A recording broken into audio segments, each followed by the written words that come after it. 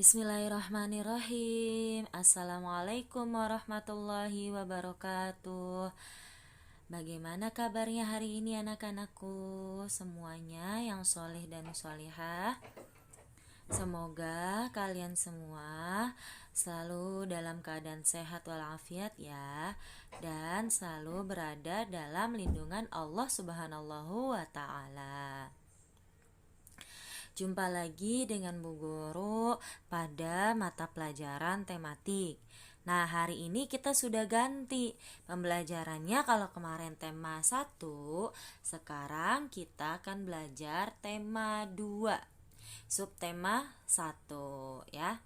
Nah, seperti biasa, sebelum kita mulai belajar, silahkan kalian baca doa dulu. Semoga Allah memudahkan kita dalam belajar dan Allah ridho dengan ilmunya yang kita pelajari. Oke, ya sama-sama kita membaca doa mau belajar ya. Bismillahirrahmanirrahim. Raditu billahi rabba wa bil islami dina wa bi muhammadin nabiyyan wa rasula. Rabbi zidni ilma warzuqni fahma. Rabbi shrah li sadri wa yassir li amri wahlul uqdatam min lisani yafqahu qawli birahmatika ya arhamar rahimin. Amin. Alhamdulillah kita sudah berdoa. Nah, sebelum mulai belajar, Bu Anis minta kalian siapkan alat tulis dan buku tulisnya.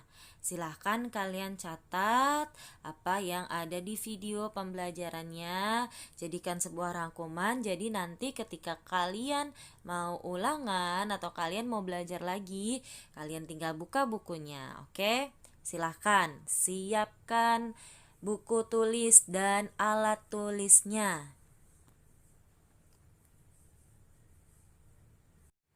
Oke, sudah siap semua buku tulis dan alat tulisnya? Yuk mari kita pelajari bersama-sama. Hari ini kita akan belajar tema 2 subtema 1. Dan tujuan pembelajarannya ada apa saja? Itu yang pertama, setelah kalian menonton video ini, kalian akan dapat menjelaskan jenis-jenis dongeng. Yang kedua, kalian dapat memahami isi dongeng tentang tumbuhan. Setelah itu, dapat menceritakan kembali dengan bahasa kalian sendiri. Oke? Nah, kita bahas di materi yang pertama. Ada pengertian dongeng. Sebelum masuk ke materi, Bu Anis mau tanya, siapa yang di rumahnya punya buku cerita? Yang seneng banget baca buku cerita dongeng tentang asal usul daerah, atau cerita dongeng tentang Indonesia tuh banyak banget loh Kak cerita dongengnya ya. Nah, terus ada nggak yang suka dibacakan dongeng sebelum tidur sama bundanya? Wah, ada. Keren, keren, keren. Bu Anis juga, kalau Bu Anis udah gede nggak dibacain cerita, tapi baca sendiri ya. Nah, kita akan mempelajari tentang pengertian dongeng.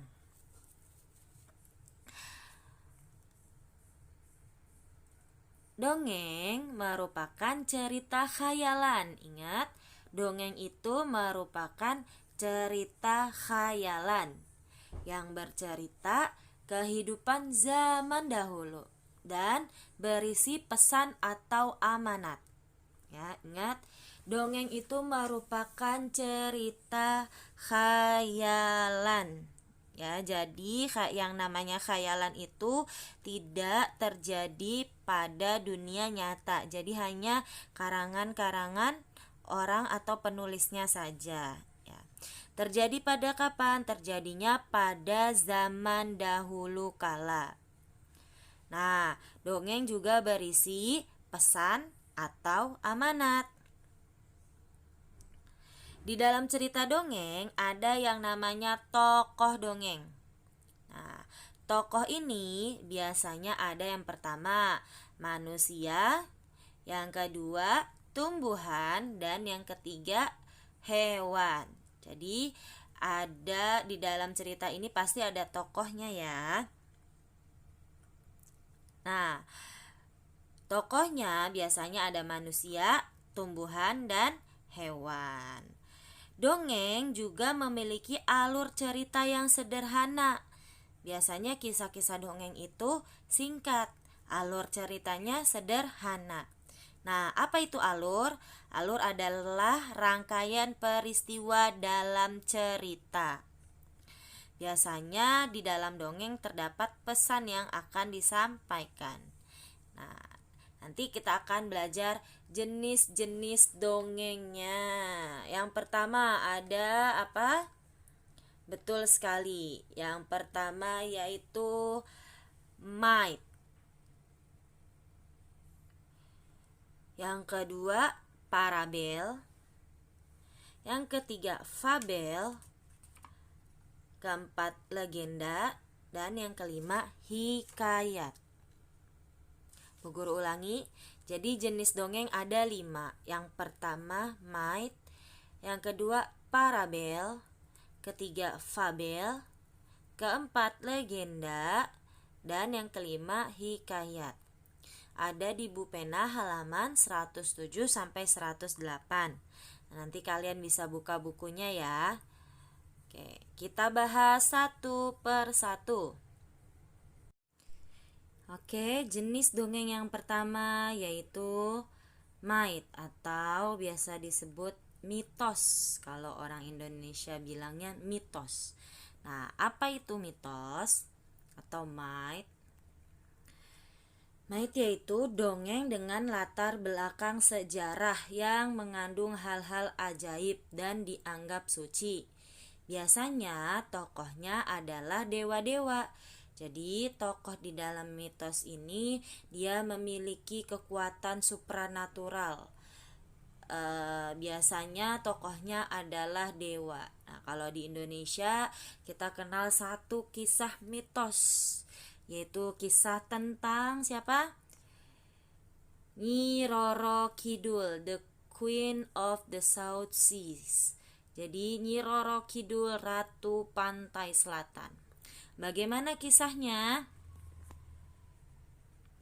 Nah, Bu Anis akan menceritakan sedikit garis besar tentang mitos Nyi Roro Kidul dengan versi yang Bu Anis baca ya. Nah, jadi awal mula ceritanya itu Nyi Roro Kidul merupakan anak dari Raja Pajajaran yaitu Prabu Siliwangi. Nah, karena kecantikannya Prabu Siliwangi itu sayang sekali sama putrinya yang bernama Kandita. Nah, dia dijadikan sebagai pewaris tahta. Namun, karena saudara-saudaranya dan ibunya yang lain iri, jadi Kandita itu diguna-guna. Ya, diberikan penyakit dengan kutukan yaitu penyakitnya kusta. Tubuhnya dipenuhi borok dan mengeluarkan bau tidak sedap. Nah, setelah dia mengidap penyakit kusta, ibunya meninggal. Nah, Putri Kandita diam-diam memutuskan untuk melarikan diri dari istana. Setelah kecewa mendengar persetujuan raja terhadap usulan para selir dan anaknya yang ingin agar dia segera diusir dari istana. Jadi setelah penyakit kusta, dia menderita penyakit kusta, tubuhnya penuh borok, baunya tidak sedap, ibunya meninggal. Lalu dia akan diusir oleh para selir dan disetujui oleh rajanya atau ayahnya yaitu Prabu Siliwangi. Nah, dalam suasana hati yang penuh kesedihan dan rasa bingung, Putri Kandita akhirnya keluar istana tanpa tujuan dan arah yang pasti. Akhirnya ia sampai di pesisir pantai selatan Pulau Jawa dan tertidur di sana karena merasa kelelahan. Nah, di dalam mimpinya ketika ia tidur, dia mendengar suara ajaib, suara goib yang menyuruhnya untuk menceburkan diri ke laut agar penyakit yang ia derita sembuh. Nah, akhirnya dia mendengarkan bisikan gaib tersebut. Dia menceburkan diri ke laut. Setelah menceburkan diri ke laut, borok yang ada di tubuhnya berangsur-angsur hilang. Nah, alhasil tubuh Putri Kandita menjadi mulus kembali setelah seperti sedia kala. Dan penyakit Putri Kandita sembuh. Nah, itu adalah salah satu mitos kisah dari Nyi Roro Kidul. Sampai sekarang dipercaya bahwa jika ada yang memiliki penyakit kulit bisa menceburkan dirinya ke laut pantai selatan, nanti penyakit kulitnya sembuh. Itu cuman mitos ya, ingat itu hanya mitos. Yang menyembuhkan penyakit adalah Allah. Makanya kan dongeng adalah cerita khayalan, bukan kisah nyata. Nah, itu versi dari Nyi Roro Kidul. Nanti kalian bisa temukan versinya yang lain, oke? Oke, jenis dongeng yang berikutnya adalah legenda. Apa itu legenda? Legenda merupakan dongeng mengenai peristiwa sejarah suatu nama daerah atau asal-usul daerah. Nah, uniknya Indonesia itu memiliki banyak sekali cerita daerah masing-masing. Setiap daerah memiliki ceritanya. Contohnya saja asal mula kota Surabaya dari Suro dan Boyo katanya. Lalu ada kisah tentang apa? Nah, asal usul Danau Toba. Ini adalah kisah yang berasal dari Pulau Sumatera, tepatnya di Sumatera Utara. Yang kedua ada kisahnya Roro Jonggrang. Roro Jonggrang adalah sebuah cerita yang sangat populer di daerah Jawa Tengah dan Yogyakarta. Nah, cerita ini mengisahkan tentang cinta seorang pangeran kepada seorang putri yang berakhir dengan dikutuknya sang putri akibat tipu muslihat yang dilakukannya. Cerita Roro Jonggrang ini juga menjelaskan asal mula yang ajaib dari Candi Sewu, Candi Prambanan, Keraton Ratu Boko, dan Arca Dewi Durga yang ditemukan di dalam Candi Prambanan. Penasaran dengan kisahnya? Silahkan kalian baca sendiri kisah tentang asal-usul Danau Toba dan Roro Jonggrang. Oke, jenis dongeng selanjutnya yaitu fabel. Fabel adalah dongeng yang tokohnya adalah hewan dan menceritakan tentang kehidupan mereka. Tadi saat pertama Bu Anis menjelaskan bahwa tokoh dongeng itu biasanya ada 3. Apa saja? Manusia, tumbuhan, dan hewan. Nah, dongeng yang berisi tokohnya adalah hewan disebut fabel. Ingat, fabel adalah dongeng yang tokohnya adalah hewan. Nah, apa cerita dongeng fabel? Contohnya ya, Bu Anis punya 2, yaitu yang pertama Kelinci dan Kura-kura. Ini menceritakan kisah kelinci yang berlomba lari dengan kura-kura. Kalian tahu ceritanya? Ya betul, siapa yang menang? Ya, yang menang adalah kura-kura. Padahal kelinci larinya cepat. Tapi ketika mau sampai garis finish, kelinci lengah. Sedangkan kura-kura tetap giat dan gigih. Walaupun pelan tapi dia tidak putus asa. Dia tetap lari dengan semangat. Walaupun langkahnya pelan, kecil, tapi dia lari dengan semangat, dengan gigih, dengan percaya diri. Akhirnya dia yang sampai garis finish. Coba kalau di dunia nyata ada tidak kelinci yang berlomba lari dengan kura-kura? Tidak ada. Karena ingat, dongeng adalah cerita khayal, ya. Dongeng adalah cerita khayal, tidak terjadi pada dunia nyata, ya. Oke, selanjutnya adalah kancil dan buaya. Ini adalah bercerita tentang kehidupan si kancil yang cerdik.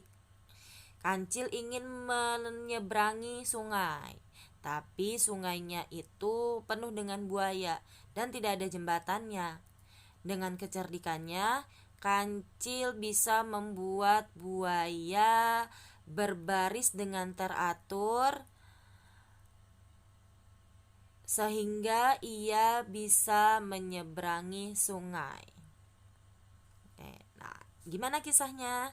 Silahkan kalian baca ceritanya di rumah masing-masing ya. Oke. Oke, jenis dongeng berikutnya adalah hikayat. Apa itu hikayat? Hikayat adalah dongeng yang menceritakan kehebatan atau kepahlawanan seseorang. Ya, jadi hikayat adalah dongeng yang menceritakan kehebatan atau kepahlawanan seseorang. Ada satu contoh hikayat, yaitu tentang hikayat jenaka Abu Nawas. Kalian sudah tahu siapa Abu Nawas itu? Udah tahu belum? Yuk kita kenalan. Siapa sosok Abu Nawas sebenarnya?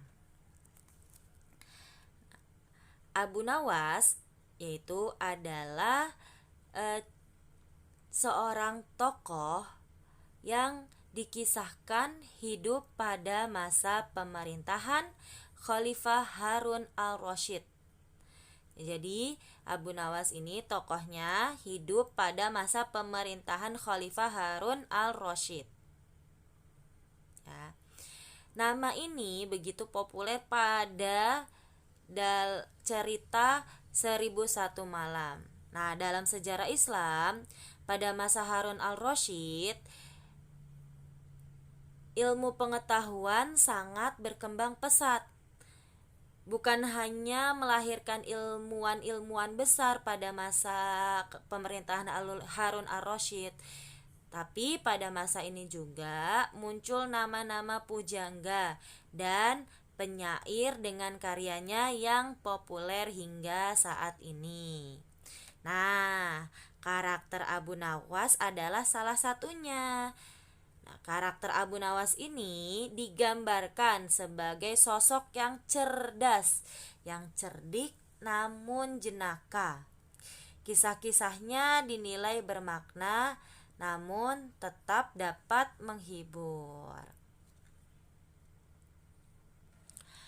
Ada berbagai masalah yang dalam ceritanya mampu diselesaikan dengan baik oleh Abu Nawas. Menariknya, hampir setiap penyelesaian yang dilakukan Abu Nawas sangat-sangat tidak terduga dan jarang dipikirkan oleh orang pada umumnya. Kalian penasaran seperti apa kisah Abu Nawas? Nah, silakan nanti kalian baca sendiri ya kisah Abu Nawas. Ada kisahnya yang paling terkenal, yaitu yang pertama, Abu Nawas dan ibu yang sebenarnya. Kisah ini menceritakan tentang dua orang ibu yang saling memperebutkan bayinya. Masing-masing ibu mengaku bahwa bayi tersebut adalah anak kandungnya.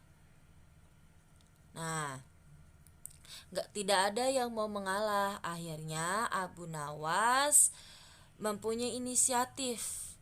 Abu Nawas berkata, "Jika kalian berdua sama-sama menginginkan bayi ini, dengan terpaksa saya akan membelah bayi ini menjadi dua," kata Abu Nawas. Nah, mendengar jawaban tersebut, ibu yang pertama itu sangat bahagia, langsung menyetujui usulan tersebut. Sementara ibu yang kedua menangis histeris dan memohon agar Abu Nawas tidak melakukan hal tersebut. "Tolong jangan belah bayi itu, serahkan saja dia pada wanita itu. Aku rela asalkan dia tetap hidup," isaknya, kata perempuan yang kedua ya, kata ibu yang kedua. Nah, mendengar jawaban ibu tersebut, puaslah Abu Nawas. Akhirnya dia tahu siapa ibu dari bayi yang sebenarnya. Lalu ia menyerahkan sang bayi pada perempuan yang kedua dan yang merupakan ibu kandungnya. Setelah itu, Abu Nawas meminta agar pengadilan menghukum wanita yang pertama sesuai dengan kejahatannya. Kenapa bisa tahu Abu Nawas bisa tahu mana ibu kandung bayi tersebut? Ya betul, karena tidak ada seorang ibu yang tega melihat anaknya disakiti. Makanya perempuan kedua itu ketika mendengar Abu Nawas akan membelah bayi tersebut, dia menangis histeris. Dia tidak mau kalau bayinya itu dibelah dua dan mati. Akhirnya dia merelakan bayi tersebut untuk diberikan kepada ibu yang pertama. Tapi dengan begitu Abu Nawas jadi tahu siapa ibu kandung bayi tersebut. Nah, unik kan ceritanya? Nanti silakan kalian baca lagi cerita Abu Nawas ya. Cerita Abu Nawas yang lain, masih banyak sekali cerita-cerita uniknya. Baik, kita lanjut ke jenis dongeng yang berikutnya, yaitu parabel. Apa itu parabel? Parabel adalah dongeng yang menggunakan perumpamaan untuk menyampaikan pesan moral. Nah, sebenarnya banyak sekali cerita-cerita dongeng di Indonesia itu yang berisikan pesan-pesan moral. Salah satunya yaitu apa? Kalau kalian melihat gambar ini, kalian pasti bisa menebak judul dari cerita yang ada di gambar ini. Betul sekali. Ini adalah gambar dari cerita Malin Kundang. Ya. Yang di dalam dongeng ini diceritakan seorang anak yang durhaka kepada ibunya. Lalu ibunya sakit hati, tidak terima dengan perlakuan anaknya yang ia kasihi dari kecil, tapi dia malu mengakui ibunya sehingga menjadi anak yang durhaka. Lalu ibunya mengutuk Malin Kundang menjadi batu. Nah, ada makna atau pesan moral di dalam cerita Malin Kundang. Apa pesan moralnya? Ya, pesan moral yang sangat berharga adalah kita tidak boleh durhaka kepada orang tua, ya. Karena ibu ayah itu memberikan kasih sayang yang sangat besar kepada kita dari kita kecil sampai nanti sepanjang hayat kita. Bahkan kita dewasa pun orang tua kita tetap menyayangi kita ya. Ketika kita kecil, orang tua kita memberikan apapun asalkan anaknya senang, asalkan anaknya bahagia. Gak apa-apa deh orang tuanya gak makan, yang penting anaknya bisa makan. Itulah salah satu contoh kasih sayang orang tua. Makanya kita gak boleh durhaka sama orang tua ya. Nah, tadi kan kita sudah bahas semua jenis-jenis dongeng, artinya juga sudah kita bahas, dan contohnya juga. Coba kita ulangi lagi, jenis dongeng ada apa saja. Yang pertama, myth. Terus ada legenda, ada fabel, lalu hikayat dan parabel. Oke, jawab pertanyaan Bu Guru ya. Dongeng yang berisikan tentang kisah-kisah asal mula suatu daerah. Jenis dongeng apa? Betul, itu jenis dongeng legenda. Oke. Nah, yang kedua, coba kalian tebak. Dongeng yang tokohnya adalah hewan. Jenis dongeng apa? Ada yang bisa menebak? Ya, betul sekali. Itu adalah jenis dongeng fabel. Oke. Kalau ada yang lupa silahkan nanti baca bukunya lagi, Bu Pena, halaman 107 sampai 108 ya. Atau kalian bisa tonton lagi videonya.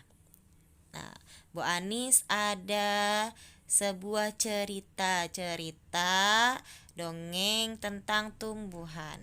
Apa ceritanya? Nah, ini adalah kisah bunga mawar dan pohon bambu. Kisah bunga mawar dan pohon bambu.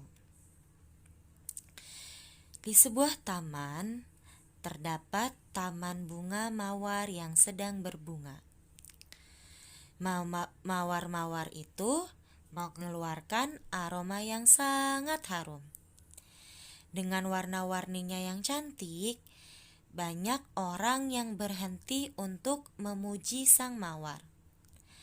Tidak sedikit pengunjung taman meluangkan waktu untuk berfoto di depan atau di samping taman mawar. Bunga mawar memang memiliki daya tarik yang menawan. Semua orang suka bunga mawar. Itulah salah satu lambang cinta. Sementara itu, di sisi lain taman, ada sekelompok pohon bambu yang tampak membosankan.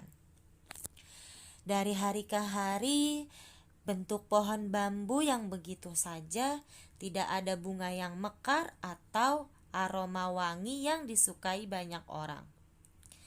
Tidak ada orang yang memuji pohon bambu. Dan tidak ada orang yang mau berfoto di samping pohon bambu. Maka tak heran jika pohon bambu selalu cemburu saat melihat taman mawar dikerumuni banyak orang.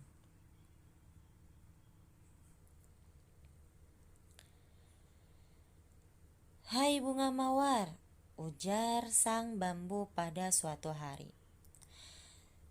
"Tahukah kamu, aku selalu ingin sepertimu, berbunga dengan indah, memiliki aroma yang harum, selalu dipuji cantik dan menjadi saksi cinta manusia yang indah," lanjut sang bambu dengan nada sedih.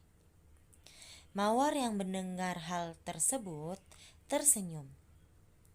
"Terima kasih atas pujian dan kejujuranmu, bambu," ujarnya. "Tapi tahukah kau, aku sebenarnya iri denganmu." Sang bambu keheranan.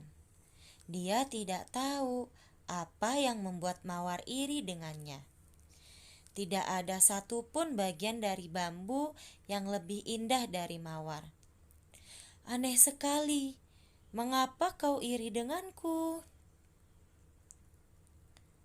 Tentu saja aku iri denganmu. Coba lihat, kau punya batang yang sangat kuat. Saat badai datang, kau tetap bertahan, tidak goyah sedikit pun, ujar sang mawar. Sedangkan aku dan teman-temanku, kami sangat rapuh. Kena angin sedikit saja, kelopak kami akan lepas. Hidup kami sangat singkat, tambah sang mawar dengan nada sedih. Bambu baru sadar bahwa dia punya kekuatan. Kekuatan yang dia anggap biasa saja ternyata bisa mengagumkan di mata sang mawar. Tapi mawar, kamu selalu dicari orang. Kamu selalu menjadi hiasan rumah yang cantik, atau menjadi hiasan rambut para gadis. Sang mawar kembali tersenyum. Kamu benar, Bambu. Aku sering dipakai sebagai hiasan dan dicari orang. Tapi tahukah kamu, aku akan layu beberapa hari kemudian. Tidak seperti kamu. Bambu kembali linglung. Aku tidak mengerti. Ah, Bambu, ujar mawar sambil menggeleng. Kamu tahu, manusia sering menggunakan dirimu sebagai alat untuk mengalirkan air. Kamu sangat berguna bagi tumbuhan yang lain. Dengan air yang mengalir pada tubuhmu, kamu menghidupkan banyak tanaman. Lanjut sang mawar. Aku jadi heran, dengan manfaat sebesar itu, seharusnya kamu bahagia, bukan iri padaku. Bambu mengangguk. Dia baru sadar bahwa selama ini dia telah bermanfaat untuk tanaman lain. Walaupun pujian itu lebih sering ditujukan untuk mawar, sesungguhnya bambu juga memiliki manfaat yang tidak kalah dengan bunga cantik itu. Sejak percakapan dengan mawar, sang bambu tidak lagi merenungi nasibnya. Dia senang mengetahui kekuatan dan manfaat yang bisa diberikan untuk makhluk lainnya. Nah, cukup sekian kisah bunga mawar dan pohon bambu. Mari kita berdiskusi ya. Oke, mari kita berdiskusi. Kalian setelah mendengar cerita tentang bunga mawar dan pohon bambu, silahkan jawab pertanyaan-pertanyaan berikut. Oke, tidak perlu ditulis jawabannya, kalian jawab saja di dalam hati, nanti kita cocokkan sama-sama. Oke, yang pertama, siapa tokoh dari cerita di atas? Yo, tebak. Bu Guru hitung sampai 3. Sudah bisa menebak? 1, 2, 3. Oke. Yang kedua, di mana latar tempat cerita di atas? Yo, di mana? Tadi kisah bunga mawar dan pohon bambu ada di mana? Oke, 1, 2, 3. Good job. Lanjut. Yang ketiga, apa pesan moral atau amanah dalam cerita tersebut? Ya, pesan moral yang terkandung dalam kisah bunga mawar dan pohon bambu apa? 1, 2, 3. Oke, sudah terjawab semua. Mari kita bahas satu per satu. Yang pertama, siapa tokoh dari cerita di atas? Siapa tokohnya? Yup, betul sekali. Tokohnya adalah bunga mawar dan pohon bambu. Siapa yang menjawab betul? Silakan kasih nilai 100. Yang kedua, di mana latar tempat cerita di atas? Ya, latarnya adalah di taman bunga. Siapa yang betul jawabannya? Betul, kasih nilai 100 lagi. Ya, yang ketiga, apa pesan moral atau amanah dalam cerita tersebut? Ya, betul, amanahnya adalah Daripada kita menghabiskan tenaga dengan iri pada orang lain, lebih baik bersyukur atas kemampuan diri sendiri. Apalagi jika kemampuan itu berguna untuk orang lain. Jadi kita tidak boleh iri dengan orang lain. Kita harus bersyukur dengan apa yang kita miliki, ya. Sampai sini sudah paham, sudah bisa memahami jenis cerita yang tokohnya adalah tanaman, dan sudah bisa menjelaskan kembali dengan bahasa kalian. Oke, bagus sekali.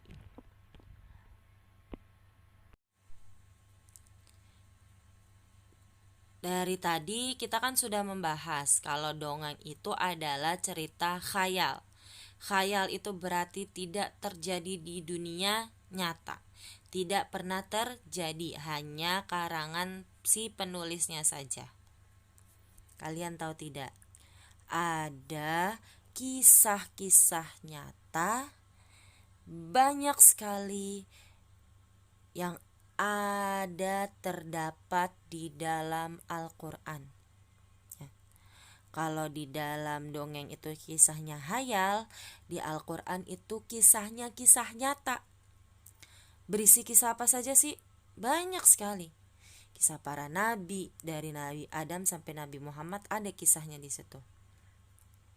Lalu kisah para kaum-kaum terdahulu, kaum Lut, kaum Aden, dan ada kisah pula suku Quraisy pada saat mereka berada di zaman jahiliyah, ada.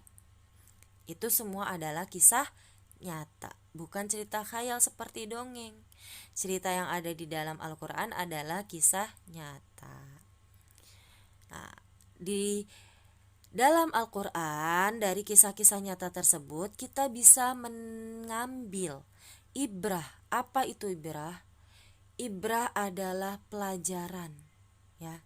Jadi kisah-kisah yang ditampilkan Al-Quran dapat dijadikan pelajaran sekaligus petunjuk yang berguna bagi orang-orang yang beriman dan bertakwa dalam rangka memenuhi tujuan ciptaannya, yaitu tujuan Allah menciptakan manusia apa? Menjadi khalifah di muka bumi, sebagai pemakmur bumi dan isinya. Ya. Seperti kisah yang dapat kita ambil pelajaran, yaitu kisah yang baru ini kita rayakan, yang kita peringati, yaitu pada tanggal 31 Agustus kemarin. 31 Juli ya. 31 Juli, 30 Agustus 31 Agustus belum ya. Jadi 31 Juli Kak, kita merayakan hari raya Idul Adha. Apa coba kisahnya? Ya betul, kisahnya tentang Nabi Ibrahim dan Nabi Ismail. Ketaatan seorang hamba kepada Allah dan ketaatan bakti seorang anak kepada orang tuanya. Ketika Nabi Ibrahim diperintahkan Allah untuk menyembelih anaknya, apakah Nabi Ibrahim menolak? Tidak. Nabi Ibrahim setuju untuk menyembelih anaknya, walaupun anaknya adalah anak yang sangat ia impikan, yang ia idamkan bertahun-tahun. Sampai di hari tua ia baru dikaruniai seorang anak. Ketika anaknya sudah menjadi anak yang soleh, sudah menjadi anak yang tampan, sudah dewasa, Allah perintahkan untuk disembelih. Apakah Nabi Ibrahim menolak? Tidak. Nabi Ibrahim dengan rasa ikhlas, rasa patuh tunduk kepada Allah, Nabi Ibrahim menjalankan perintah Allah untuk menyembelih Nabi Ismail. Lalu bagaimana tanggapan Nabi Ismail? Apa Nabi Ismail mengejek ayahnya? Waduh, ayah tega banget nih, masa menyembelih aku? Apakah begitu jawaban Nabi Ismail? Tidak. Jawaban Nabi Ismail adalah, wahai ayahku, apakah benar ini perintah dari Tuhanmu? Jika iya, maka aku akan bersedia untuk melaksanakannya. Nah, itu ada pelajaran tentang patuhnya anak, berbaktinya anak kepada orang tua, dan berbaktinya, patuhnya, tunduknya, taatnya seorang hamba kepada Allah. Ya, mereka berdua menjalankan perintah Allah dengan penuh ketakwaan, dengan penuh keikhlasan. Walaupun harus menyembelih anaknya, tapi Allah mengabarkan berita gembira kepada orang-orang yang bertakwa dan orang-orang yang bersabar, yaitu sebuah kemenangan. Akhirnya Nabi Ismail tidak disembelih, tapi digantikan dengan seekor kambing. Nah, dari kisah Nabi Ibrahim dan Nabi Ismail, kita memperingati hari Idul Adha. Setiap hari Idul Adha kita memberikan korban kita yang terbaik. Ada yang sapi yang gemuk, kambing yang gemuk, pokoknya yang terbaik yang bisa kita berikan. Oke. Sampai sini materi kita hari ini. Terima kasih banyak sudah menonton. Semoga ilmu yang kita pelajari hari ini bisa berkah dan bermanfaat. Tetap jaga kesehatan ya, tetap semangat belajarnya di rumah, dan jangan lupa berdoa semoga COVID-19 ini bisa pergi dari Indonesia. Kita semua bisa sehat dan kita semua bisa belajar lagi di sekolah. Oke? Jangan lupa berdoa ya. Terima kasih. Wassalamualaikum warahmatullahi wabarakatuh.